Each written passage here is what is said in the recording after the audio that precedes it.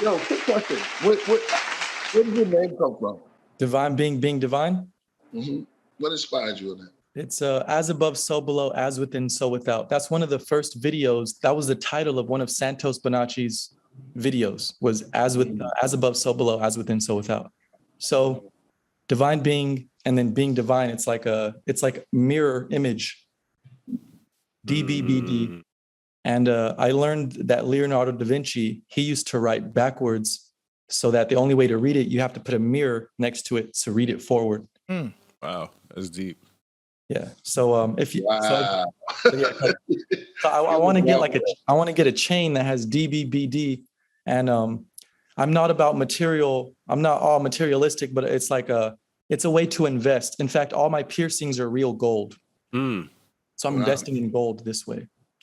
Oh man, you like what? It's like the like Kemet. You like ancient Kemet. Yep, sure, yeah. Yeah, like the mummies. You put the real. Yeah, I got a tattoo that I looked at it in the mirror and they put it on backwards by mistake. Wow. So, what tattoo is it? But it's good inside the mirror. It's on my shoulder. Oh yeah. So it's just mirror image. It's just mirror image. I call it mirror. Whenever you do a selfie, you read it. It reads the right way. Yeah. That's funny. Kemet had all the gold, and then in the Americas we had all the silver. That's why we have Argentina. The word silver is Argentinum. It's AG on the table of elements. It's AG for Argentum. There you go, Argentum. Okay. So Argentina is where we get silver from. Yeah. Okay. South America. Wow. Like a gold is AU aurum, and it's like they have like and mercury is Hg, which is hydragyrum. Copper is Cu cuprum, and lead is plumbum, something like that. Plumbum, PL. It's interesting. They all have these Latin names.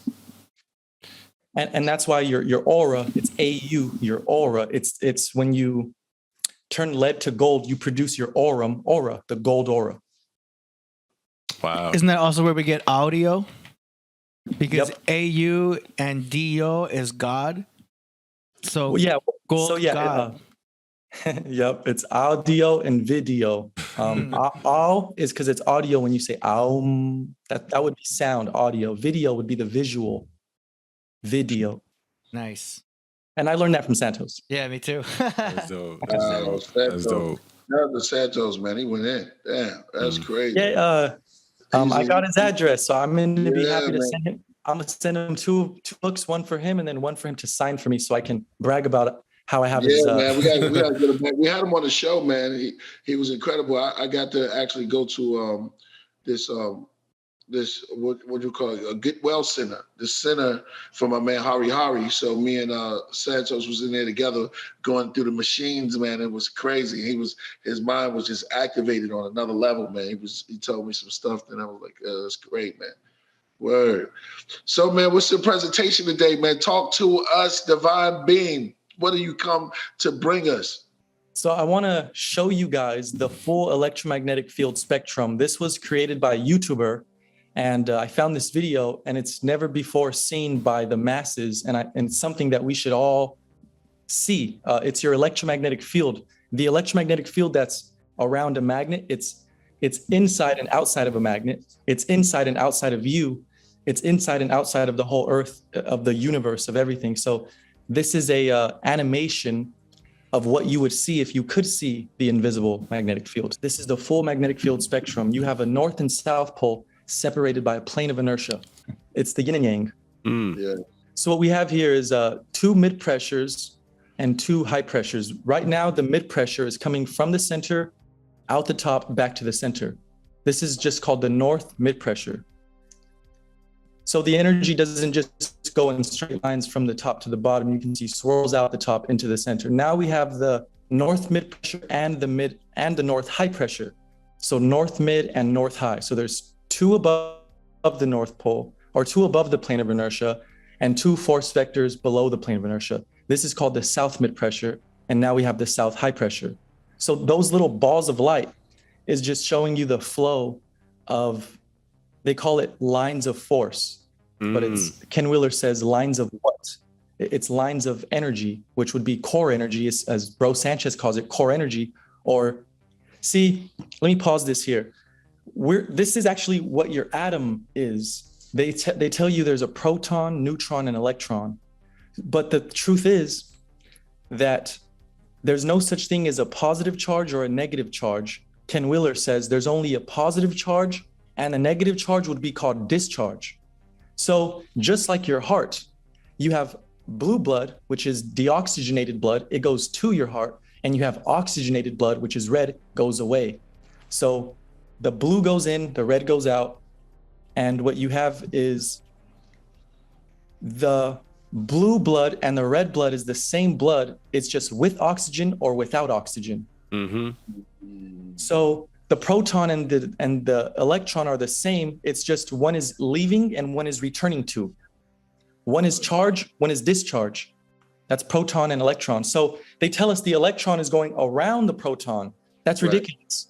The proton is just the it's just the blood that goes out of your heart as opposed to the blood that goes towards your heart to get oxygen again from your lungs. That's all it is. So it's basically, Ken Wheeler says, think about it this way.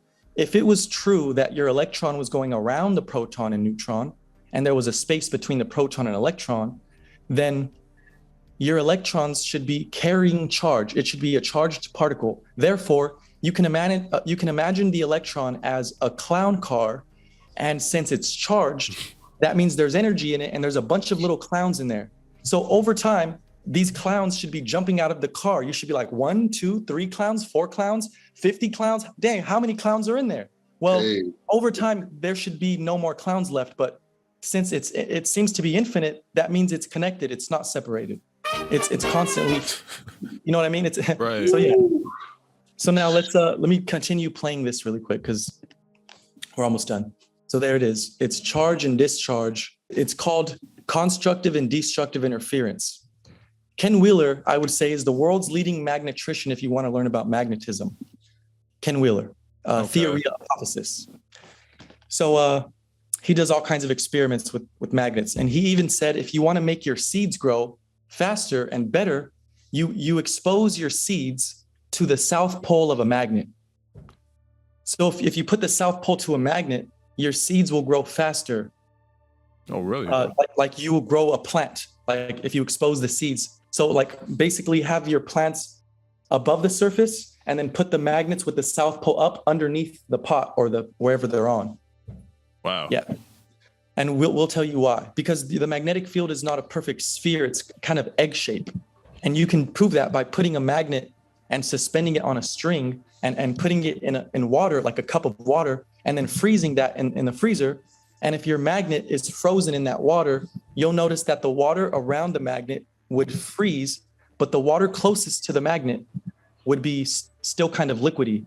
So, and it leaves like an egg shape. So the ice frozen around the magnet will show you the magnetic field, and it's a cosmic egg. It's beautiful. I'll probably show you. Maybe next time I'll show you because I don't have it in my slides. Okay. It's in my book. I'll show you. But anyways, let me finish this. Let me just finish playing this now. Oh, and the egg shape, by the way, is not a perfect sphere because it's showing you the phi ratio. It's like your body, which is from your head to your belly button is 1 unit. From your belly button to your feet would be 1.618. So you have a 1-to-phi ratio from your head to your belly button to your feet. And that is what the egg is showing. It's like the top of the egg is pointy and the bottom is bigger, right? Like an egg, a chicken egg. That's the phi ratio. So here we have the north and south pole. It's right turning as it goes out and right turning as it goes out from out the top and out the bottom. So now when you look at it from the top, it's turning on us. Now you can see that geometry I was showing you guys about the counter-rotating fields of magnetism. The bottom of the pine cone, the Sahasrara crown chakra. It's also it's the teeth of a lamprey. There's a marine fish and all of its teeth, like it has many rows of teeth and it even has this shape. It's pretty interesting. And what else has this shape? The dream catcher, the Native Americans dream catcher, right? That's what it is. Yeah, I can see that. So it's the dream catcher. Why do we put that on our wall? Because it wants to attract good dreams, because it's a magnetic field attraction. And also, when you're vibrating with love and not fear and hate, you're gonna make a strong, intensified aura. It's called the magnanimous field, because your electromagnetic field is magnanimous. It's both voluminous and luminous. Thank you, Ken Willard. No, I was gonna say, I was just like, I believe that, because that truly makes you glow. You could tell somebody's aura just based on how they carry themselves. So I agree with that. That's right. Like imagine like having a thermo scanner or thermo reader. Like it scans for temperature, right? So if everything's cold, the whole room would be blue. But if there's some warmth, it would be glowing orange or bright, like red or yellow. It'd be more warm colors opposed to cold. Right. So what I like to tell people is that all those stars, Sub-zero.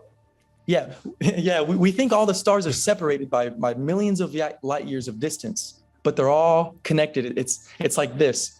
Imagine me at the center of a room and I'm standing still, and you have your thermo scanner, and if I don't move, the whole room looks like it's dead, like it's cold. But if I start moving my hands, you'll see my hands glow. You're gonna think there's two different objects in the room, but it's just both my hands. Wow. So then if I start moving my feet, you'll see my left foot, my right foot, and my two hands are glowing. You're gonna think there's 4 stars in the sky. So all these stars are just, it's like motion creates friction, which creates heat. And that's what light is. Light is just, Nikola Tesla calls it a sound wave in the ether. So it's just vibration. When you vibrate or move my hand, it creates that warmth or that light inside of a thermo scanner. So even though we don't like produce light in a thermo reader, your heat is light. It would be considered brighter than the darker colors. That's all I'm saying. So yeah, like if you were to do jumping jacks in the middle of a cold room, you would be glowing like a star, wouldn't you? Yeah. But the point is, like, those stars are just the many arms or tentacles of the giant octopus god. And those are all his fingers. All the stars are just little fingers. So that's just one way to say it's all connected. But that's almost like a Shiva effect. Yeah. With all that's like all these arms. Yeah, it's just one. Yeah, indigo. It's like the crown chakra. So now we're going back to the plane of inertia, what separates the north and south pole, but it's actually one pole. There you go. That's your atom. That's a magnet. That's your body. There's 2 mid pressures and 2 high pressures. Wow. Here we have the flower of life at the top left. And you guys see the 7 points, the 7 chakras along this flower of life. Now, people like to call it the daisy of death. And the one to the right is the real flower of life, which I call the lotus of life. It's ether at rest versus ether in motion. So ether at rest would be this one here, but I would just say this is the flower of stillness, and up here would be the flower of motion. Instead of saying one is death and one is life, I would say one is rest and one is motion, which still kind of makes sense. Yeah. But I wouldn't say, oh, don't pay attention to it, it's death. I would say, no, we still have to study it and know what it is, and don't just. It's sick names. Those are sick names, though. I won't lie on that. Yeah. Lotus of life, daisy of death. There you go. There's 7 points, and it's because you have the red, orange, yellow, green, blue, purple, violet. In school, we were taught Roy, G, Biv. That's the 7 colors of the rainbow. Roy, red, orange, yellow, G, and then Biv, blue, indigo, violet. So it's funny how the Masons have a G at the center. Well, look, green is at the center of a rainbow. G. Wow. And also G is the 33rd letter. If you go from A to Z back to G, it would be the 7th letter plus the 26th letter is 33. And one more thing is, I told Zach to post this because he has so many followers on Instagram. I was like, tell him this, they're gonna love it. The Twin Towers was a Masonic ritual that you have to become a 33 degree to become a Grand Master Mason. Well, that's because Jesus, in order for him to become one with his Father, he had to fall at the age of 33. So 33 is your spinal. You have 33 vertebrae. Once you raise your frequency up to the 33rd vertebrae, that's the max. You went to the very top. So it means the Twin Towers. The Twin Towers were built in 1968. The North Tower was constructed in 1968. That was the first one. So from 1968 to 2001 is 33 years. So that those towers stood for 33 years. meaning those two of them fell and became one after 33, just like Jesus fell at 33 years of living and became one with his Father. Wow. It just means two falling at 33 and becoming one. That's what that was. So Santos said, if you retain your semen, which means you don't eject your soul energy, if you retain your semen, which was why we went to the seminaries to become priests and priestesses, we would go to the seminaries to learn about semen retention, but we don't do that anymore. If you start at the age of 21 and you retain your semen for 12 years, you would end at 33. And you would unlock your 13th cranial nerve at the age of 33 if you start at 21 and you retain for 12 years. That's what Santos said. Wow. That's a lot. 12 years. That's great. Yeah, that is a lot. So that's also you could put I know a couple of guys who's not retaining. They'll never get to 33. Well, look, there's three tantras. There's black tantra, white tantra, and gray tantra. Santos taught me this as well. Black tantra is completely ejaculatory every time. Gray tantra is sometimes, and white tantra is non-ejaculatory. It means it's longer lasting, it's romance and it's love instead of desire and lust and violent and it's more eye to eye contact and like imagine you're making love in front of the throne of God instead of in front of the throne of Satan. So he's like, who are you making love in front of? Who's watching you? Mm-hmm. So like keep that in your mind. But wow, yeah. So yeah, it's pretty interesting, right? Yeah, I ain't gonna lie. So black tantra, white tantra. One is just more loving, and one is just more like there's no thought behind it. So this is the male and female electromagnetic field. You can see the woman has her south pole in the top, and the man has his south pole down with his north pole up. This is one way to look at it, and that's why they say opposites attract. I want to say this. When it comes to semen retention, your sperm, the male sperm is actually the smallest cell in human biology. It's the smallest single cell. Wow. The woman's egg is the largest cell in human biology, single cell, large. So we have millions of little sperm and she has one big egg, and all of our millions of sperm have to blindly go to it. How do they know where to go? Because it's a big giant, it's the biggest cell in her body. These are our tiniest cells, and it's our sperm cells are positively charged. Her egg is negatively charged, so it's a positive negative attraction like magnets. That's why they're blind and able to follow it, because it's magnetism. They're attracting each other. So when you know that your sperm is positively charged, that's the only way they can blindly attract towards each other. There's magnetism happening, so it is positively charged, very positively charged. So the more you accumulate in your body, the more electric you become. So all of us, we all won that race. We all run. Yeah. So you think about Bruce Lee was murdered at 32 years old. He didn't make it to 33. Wow. And he did a movie called Enter the Dragon. Yes. He was moving so fast, they told him to slow down because he was so fast, electrically quick. He was jumping off of rooftops and not even spraining his ankles. So you're literally light like a feather, sting like a bee. I think he gave Ali a little pointers on that too. I think Ali, because there's a couple times they was together, and I think they trained together. And, well, yeah, I'm pretty sure all boxers, whether they're vegan or not, they practice semen retention before they do fights, because it's draining your soul energy, your source. See, my book too is called Soul Source Syncretism, because get your head in the game. Yeah, L and R are interchangeable. So soul is source, soul source. It's L and R are the same, or they're interchangeable. So now, the source of your electromagnetic field is your heart, and your soul would be where your heart is. That's the source of you. That's where your electromagnetic field comes from and returns to.